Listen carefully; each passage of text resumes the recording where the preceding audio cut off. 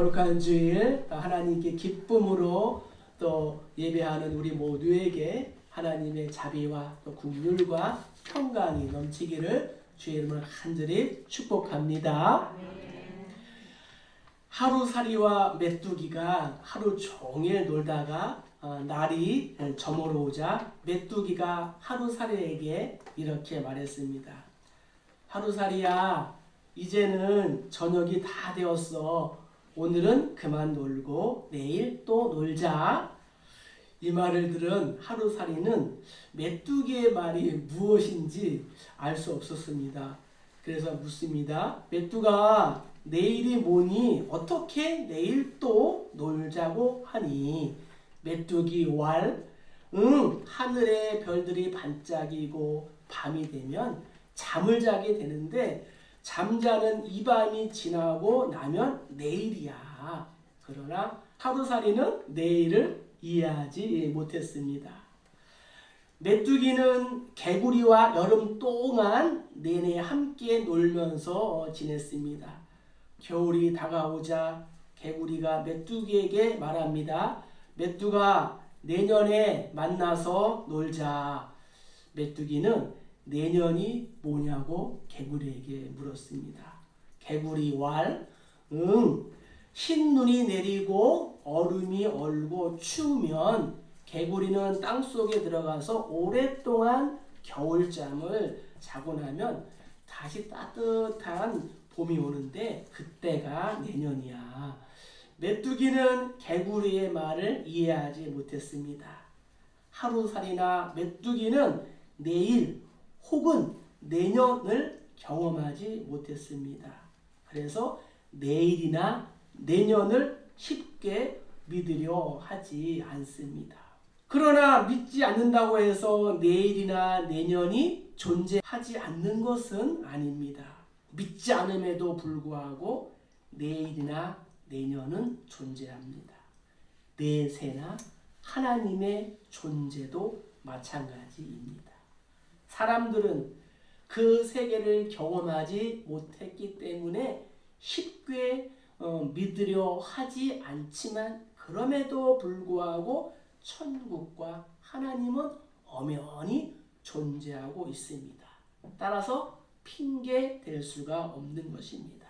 특별히 하나님의 은혜가 크고도 놀라운 것은 우리의 일상의 삶 속에서 반복되는 죄악에도 불구하고 계속해서 자비를 베푸시는 하나님의 은혜를 통하여 우리는 알 수가 있습니다. 드보라와 바락, 야엘 등의 활약으로 대적들의 손으로부터 구원함을 얻은 이스라엘은 40년 동안 태평성대를 누리게 되었습니다. 그러나 저들의 이 평안한 세월은 또 지속되지를 못했습니다. 이유가 무엇일까요? 그것은 또다시 여호와 하나님의 목전, 하나님의 눈 앞에서 악을 행합니다. 그래서 하나님은 이번에는 이방 민족인 미디안을 통하여 저들을 징계하십니다. 하나님의 징계는 무엇입니까? 돌아오라는 사랑의 메시지입니다. 타락한 자들은 징계를 통하여 하나님께 돌아오기 때문입니다. 오늘 말씀을 통하여 하나님께서 우리에게 주시는 메시지는 무엇일까요? 우리 1절을 함께 읽어보겠습니다. 이스라엘 자손이 또 여호와의 목전에 악을 행하였으므로 여호와께서 7년 동안 그들을 미디안의 손에 넘겨주시니. 아멘. 하나님께서는 우리에게 일상에서 반복되는 그러한 죄악을 알려주십니다. 성경은 이스라엘 자손이 또 여호와의 목전에서 악을 행하였다라고 기록하고 있습니다. 죄악의 이 사이클이 온니엘과 에훗, 삼갈 그리고 드보라 이 4명의 사사를 세우셔서 저들을 이방인의 손에서 구원하셨지만 다섯 번째 또 악을 행하게 되었습니다. 이스라엘이 행한 악은 무엇일까요? 우상 숭배로 보는 것이 합당합니다. 성경에 나타난 이스라엘의 악은 제1계명인 다른 신을 둔 것과 또 제2계명인 우상 숭배를 한 것과 관련이 있기 때문입니다. 이스라엘 백성들이 하나님을 배반하고 또 우상 숭배의 죄악에 빠진 것은 이번이 처음이 아닙니다. 우리가 이 사사기를 시작하면서 반복해서 여러 번 저들이 하나님을 떠났고 그로 인한 쓰라린 경험도 했습니다. 하나님께서 드보라와 이 야일을 통하여 자신들을 구원해 줄 때까지 이미 수차례에 걸쳐 하나님의 진노하심과 하나님의 이 구원하심을 몸소 체험을 했습니다. 그러한 이들이 어떻게 또다시 하나님 앞에서 반복된 이 범죄를 할 수 있을까요? 그것은 일상의 삶에서 여호와 하나님을 잊어버리고 망각했기 때문입니다.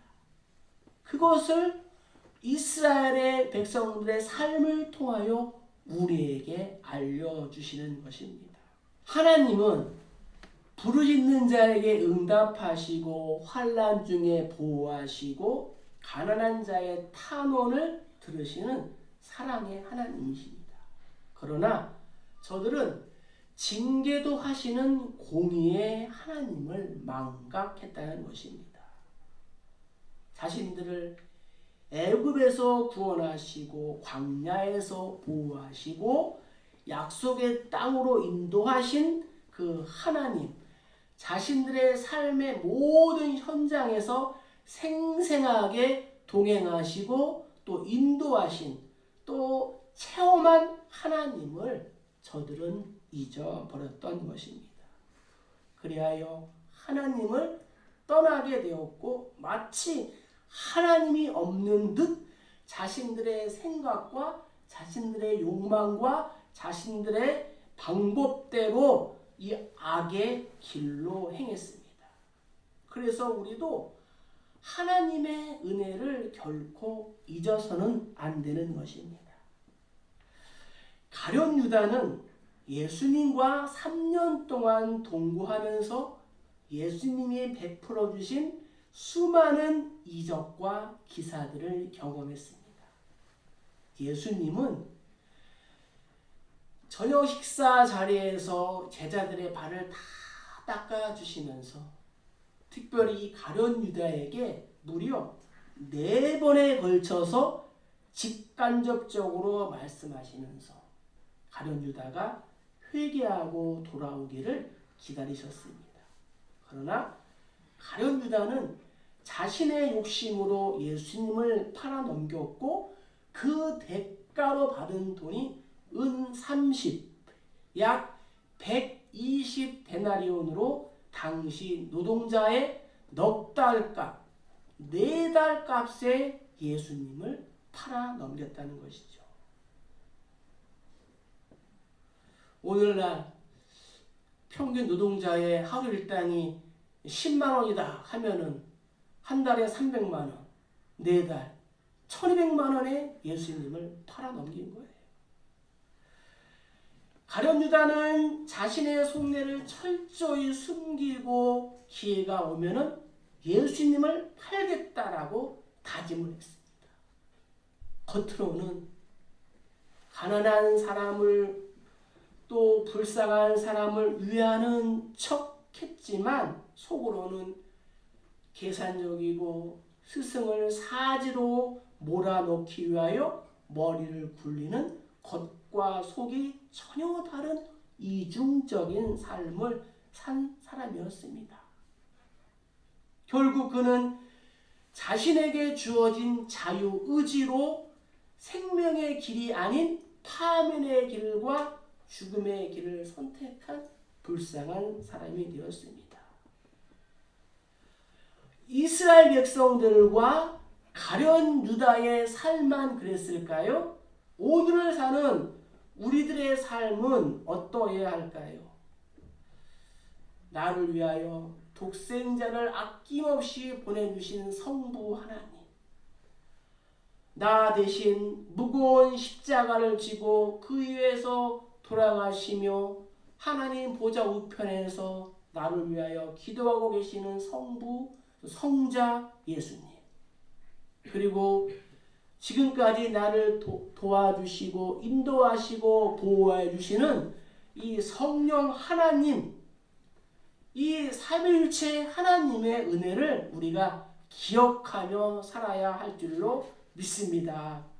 나의 삶의 일상이 분주하고 또 바쁘다고 해서 하나님을 잊어버리거나 또한 나의 삶이 안정되고 평안하다고 해서 주의 도우심을 거부하고 하나님과 상관이 없는 삶을 살아서는 안 된다라는 것을 오늘 말씀을 통하여 우리에게 알려주십니다.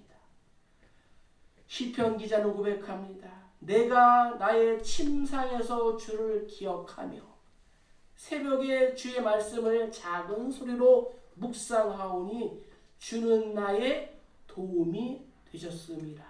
내가 주의 날개 그늘에서 즐겁게 부르리이다.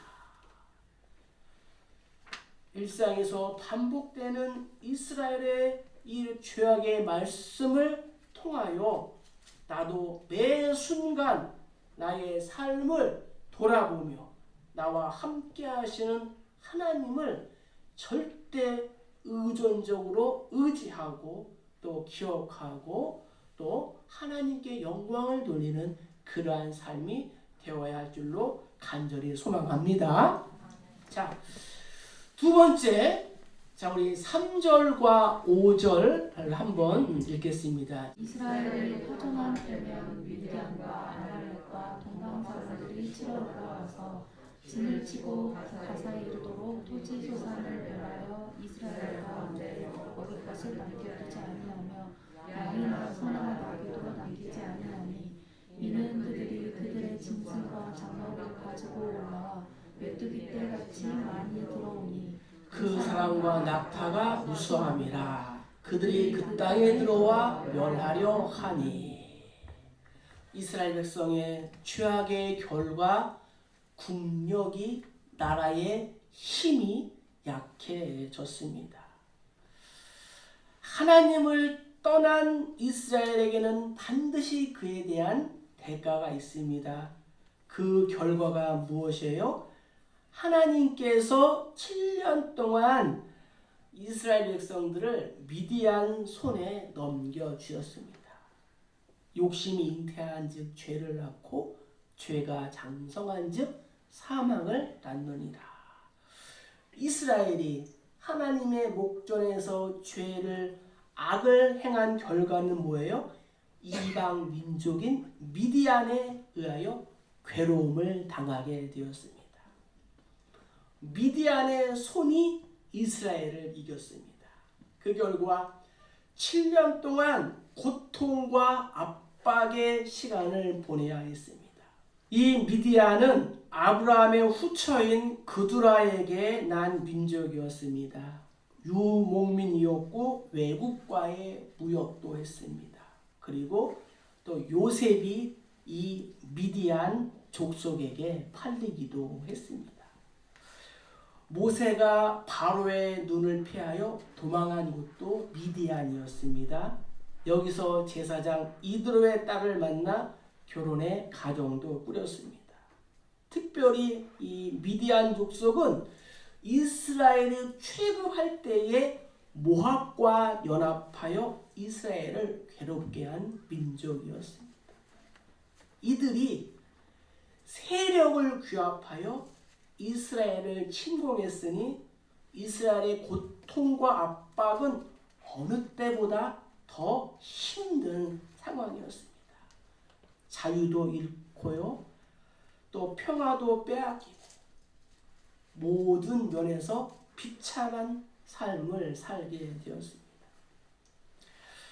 미디안의 이 침공 결과 2절에 보면요, 이스라엘 자손들은 미디안을 인하여 산에서 구멍과 굴과 산성을, 산에 구멍을 파고 굴을 파고 산성을 만들었어요. 살기 위해서. 지금까지의 고통 중에서 최고의 고통과 최고의 압박이었습니다. 무덤을 파고 또 굴을 파서 살아야 하는 마치 짐승과 같은 생활을 했습니다.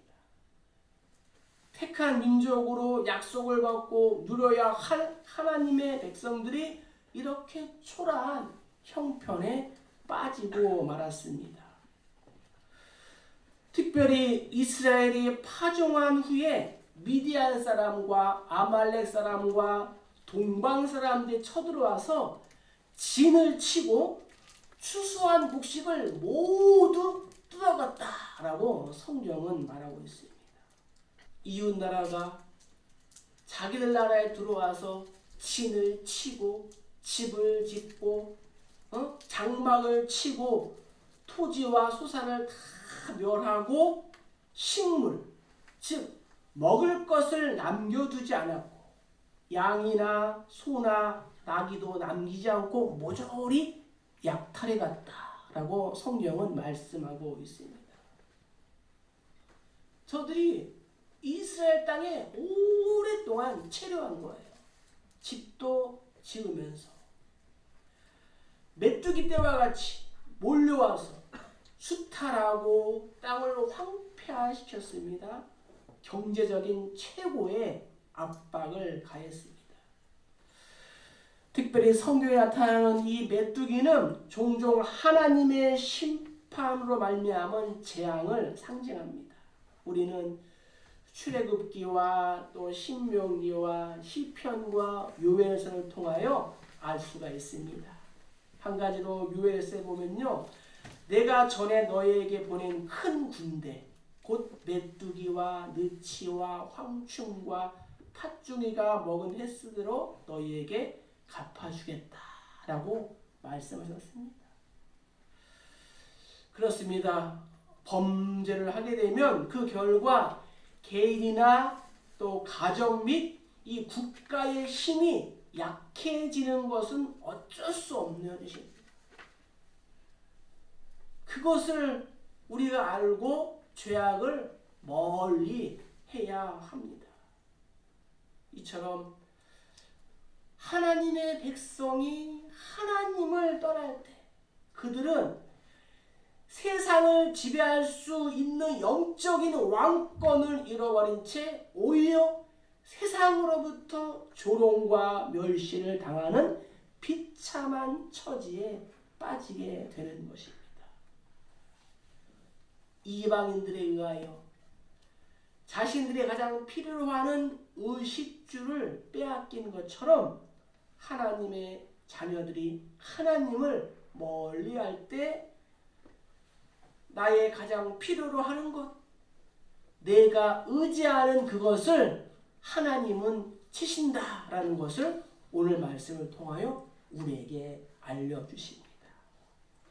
물질 때문에 하나님을 멀리하면 하나님은 물질을 치시고, 명예 때문에 하나님을 멀리하면 그 명예를 빼앗아 가시고, 권세 때문에 하나님을 떠나면 하나님은 자신이 의지하는 그 권세에 의하여 멸하신다라는 것을 오늘 말씀을 통하여 우리에게 알려주십니다.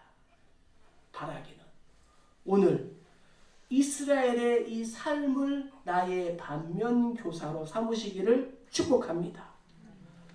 나에게 주신 그것이 나의 걸림돌이 아니라 더 큰 축복으로 나아가는 디딤돌로 변화될 수 있기를 주의 이름으로 간절히 축복합니다. 6절과 7절을 한번 읽어보겠습니다. 이스라엘이 미디안으로 말미암아 궁핍함이 심한지라 이에 이스라엘 자손이 여호와께 부르짖었더라. 이스라엘 자손이 미디안으로 말미암아 여호와께 부르짖었으므로. 아멘. 자, 세 번째, 하나님께서 우리에게 알려주시는 말씀은 무엇이냐? 그럼에도 불구하고 기도하면 구원을 베푸시는 분이시다. 회복시켜 주시는 분이시다. 라는 것을 우리에게 알려주십니다. 여기에서 궁핍함이 심한지라 라는 뜻은 미약하게 되다, 가난하게 되다, 황폐하게 되다 라는 뜻이 포함되어 있습니다. 이스라엘이 이방인으로 말미암아 모든 의식주를 빼앗겼으니 가난하게 될 수밖에 없었던 것입니다. 이러한 상태가 무려 7년 동안 지속이 되었습니다. 고난 가운데 있던 이스라엘은 비로소 하나님을 찾습니다. 이스라엘이 미디안으로 말미암아 궁핍함이 심한지라 이에 이스라엘 자손들이 여호와께 부르짖었더라. 자, 이제 하나님의 심판의 도구로 사용하신 이방인들에 의하여 고통이 심하게 되자 드디어 망각했던, 잊어버렸던 하나님을 다시 기억하고 하나님을 찾습니다. 부르짖었더라. 6절에 부르짖었더라. 7절에도 부르짖었더라. 이 말은 위험이나 고민거리가 생겼을 때에 소리를 질러 구원자께 나의 도움을 요청하는 것을 말합니다. 하나님을 애타게 찾는 것입니다. 그런데 이러한 부르짖음이 하나님의 마음을 움직였습니다. 본문은 하나님께서 저들의 부르짖음에 응답하셔서 선지자를 보내시겠다라고 말씀하십니다. 본문에서 우리는 이스라엘의 고통과 기도 그리고 하나님의 응답에 대하여 하나님이 원하시는 기도와 또 하나님의 구원에 대하여 우리가 살펴볼 수가 있습니다. 여러 차례의 배신에도 불구하고 이스라엘의 회개는 하나님의 마음을 감동시켰습니다. 베드로는 이렇게 고백합니다. 주의 약속은 어떤 이들이 더디다고 생각하는 것 같이 더딘 것이 아니라 오직 주께서 너희를 대하여 오래 참으사 아무도 멸망하지 아니하고 다 회개하기에 이르시기를 원하시느니라. 이들이 즉각적인 하나님의 응답을 받게 된 이유는 무엇일까요? 자신들에게 닥친 문제와 근본 원인을 정확하게 파악했다는 것입니다. 실제로 보면은 이스라엘 자손이 미디안으로 말미암아, 저들은 미디안으로 말미암아 자신들에게 닥친 문제와 근본 원인을 정확하게 파악했습니다. 저들의 고통의 원인은 무엇이에요? 자신들이 당면한 문제는 무엇이에요? 미디안 때문이었다는 거죠. 이처럼 하나님께 응답받는 기도는 문제의 핵심을 파악하는 기도이며 자신의 허물과 약함을 솔직하게 말하는 것입니다. 우리가 열심히 기도하면서 행함이 없는 삶의 태도, 이것은 가장 근본적인 문제를 덮어두고 거칠에만 하는 기도인 것입니다. 누가 그랬어요? 이스라엘 백성들이 지금까지 그러한 삶을 살았습니다. 따라서 우리가 드리는 기도는 어떠한 기도가 되어야 하냐? 나의 허물과 약함을 드러내는 기도여야 하고, 이러한 기도를 드릴 때에 하나님께서 또 하나님과 나 또 이웃과의 막힌 그러한 담을 허물어지고 나의 기도가 하나님께 응답이 되는 것입니다. 두 번째는 이거예요. 기도의 대상을 올바로 파악한 기도였다. 예. 그들이 6절과 7절에 누구에게 기도해야 하는가? 여호와께. 자신들의 기도의 대상이 하나님임을 기억하고 기도했다. 자신들이 당면한 이 문제를 어떠한 지도자나 또 권세 있는 자나 유력한 자나 이웃 국가에게 부탁하지 않았습니다. 자신들의 문제를 가지고 누구에게 나아갔어요? 하나님께 나아갔다라고 성경은 말씀하고 있습니다. 이것은 자신들에게 임한 고통의 근원이 무엇인지를 분명하게 파악한 현명한 행동이었습니다. 왜냐하면 그들이 당하는 고난은 하나님으로부터 말미암은 것이기 때문에 그 고난을 해결할 수 있는 분이 바로 하나님이시기 때문입니다. 우리의 기도는 누구를 향한 기도입니까? 나는 나의 도움을 어디에서 구합니까? 권세자입니까? 재물입니까? 친구를 통해서입니까? 시편 기자는 고백합니다. 귀인들을 의지하지 말며 도울 힘이 없는 인생을 의지하지 말라. 그의 호흡이 끊어지면 흙으로 돌아가서 소멸할지로다.